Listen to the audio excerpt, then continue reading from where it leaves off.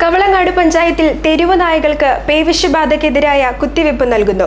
September 2 വരെയാണ് പ്രവർത്തനം. കവളങ്ങാട് പഞ്ചായത്തിലെ മുഴുവൻ തെരുവ് നായകൾക്കും പേവിഷബാധയ്ക്കെതിരായ കുത്തിവയ്പ് നൽകാനാണ് തീരുമാനം. വാർഷിക പദ്ധതിയിൽ ഫണ്ട് വകയിരുത്തിയിട്ടുണ്ട്. സെപ്റ്റംബർ 2 വരെയാണ് പ്രവർത്തനം. Acting president TH Noushad vaccination ഉദ്ഘാടനം ചെയ്തു. Doctor Jessy K George, PS Saleem, PN Sindhu, MG Sajitha, KS Anil എന്നിവർ ചടങ്ങിൽ പങ്കെടുത്തു.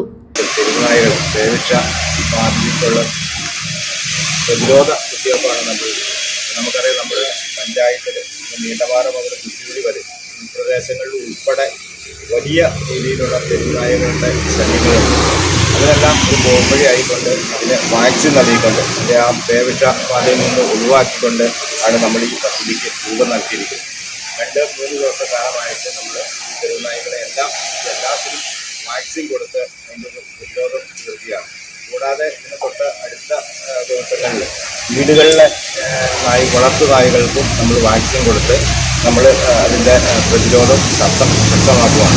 ആ ഒരു നടപടിയാണ് ഇവിടെ കൊടുത്തിരിക്കുന്നത്. ഇത് ഗ്രാമപഞ്ചായത്തിൻ്റെ വിവിധ സ്ഥലങ്ങളിൽ നടക്കുന്ന തെരുവ് നായ്ക്കളെ പിടിച്ചുകൊണ്ട് ഇതുപോലെയുള്ള കുത്തിവയ്പ്പിട്ട് പൂർണ്ണമായിട്ടും പേവിഷബാധയിൽ നിന്ന് മോചിതമാവുന്ന രീതിയിലേക്കുള്ള ഒരു പ്രവർത്തനമായിട്ടാണ് മുന്നോട്ട് പോകുന്നത്. GTV news, Kavalangad.